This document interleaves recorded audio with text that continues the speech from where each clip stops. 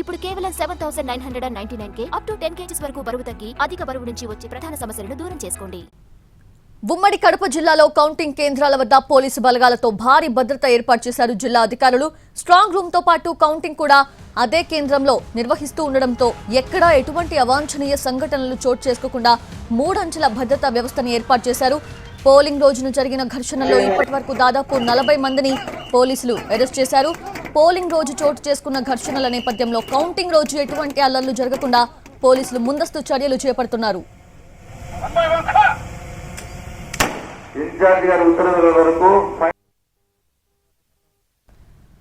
కర్నూలు జిల్లాలో ఎన్నికల కౌంటింగ్ సమయంలో ఎలాంటి అవాంఛనీయ సంఘటనలు జరగకుండా భారీ బందోబస్తు ఏర్పాటు చేశారు పోలీసులు.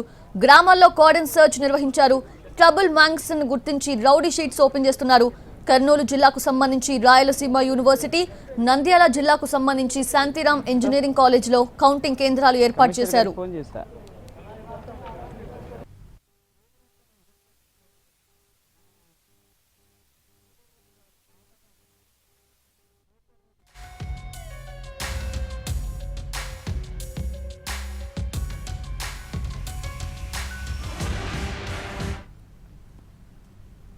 స్ట్రాంగ్ రూమ్స్ దగ్గర కట్టుదిట్టమైన భద్రత ఏర్పాటు చేశారు అధికారులు. విజయనగరం జిల్లాలో పోలింగ్ ఎంత ప్రశాంతంగా జరిగిందో అలాగే కౌంటింగ్ ని కూడా పూర్తి చేయాలి అని ఏర్పాట్లు చేస్తూ ఉన్నారు.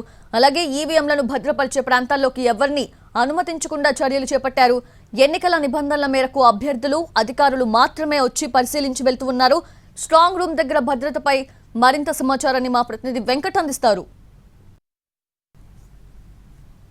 స్ట్రాంగ్ రూమ్స్ వద్ద కట్టుదిట్టమైన ఏర్పాట్లు చేశారు. విజయనగరం జిల్లాలో చూసుకున్నట్లయితే ఇక్కడ 7 నియోజకవర్గాలు ఉన్నాయి. ఈ 7 నియోజకవర్గాలకు సంబంధించి 2 స్ట్రాంగ్ రూమ్స్లను ఏర్పాటు చేయడం జరిగింది. ఒకటి జేఎన్టీయు గురజాడ అయితే రెండవది లెండి కాలేజీలో ఏర్పాటు చేశారు. లెండి కాలేజీలో చూసుకున్నట్లయితే అక్కడ ఎస్కోట నియోజకవర్గం, అలాగే నెల్లిమెర్ల, చీపురుపల్లి, రాజాం నియోజకవర్గాలకు, గజపతినగరం నియోజకవర్గాలకు సంబంధించే ఏవైతే ఈవీఎంలు ఉన్నాయో వాటన్నింటినీ కూడా అక్కడే భద్రపరచడం జరిగింది. అలాగే విజయనగరంలో చూసుకున్నట్లయితే ఇక్కడ జేఎన్టీయూలో విజయనగరం నియోజకవర్గానికి సంబంధించి, అలాగే బొబ్బిలి నియోజకవర్గానికి సంబంధించిన ఈవీఎంలు ఏర్పాటు చేశారు. ఇక్కడ పూర్తి స్థాయి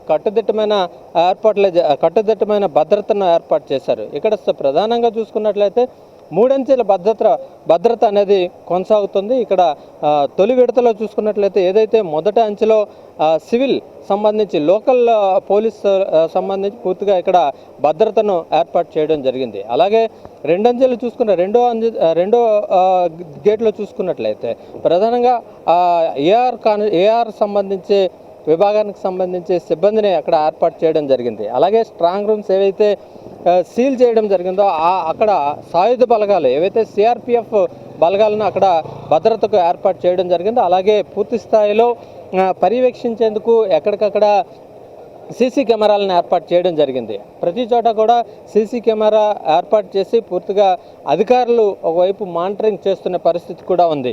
అలాగే ఇక మన్యం పార్వతీపురం జిల్లాకు సంబంధించి చూసుకున్నట్లయితే ఉద్యానవన కళాశాలలో అక్కడ కూడా స్ట్రాంగ్ రూమ్ని ఏర్పాటు చేసి పూర్తిగా ఏవైతే పాలకొండ, పార్వతీపురం, సాలూరు, కురుపం ఈ 4 నియోజకవర్గాలకు సంబంధించిన ఈవీఎంలను అక్కడ భద్రపరచడం జరిగింది. అయితే అక్కడ కూడా కట్టుదిట్టమైన ఏర్పాట్లే చేశారు. పూర్తిగా ఏ ఒక్కరు కూడా లోనికి అనుమతి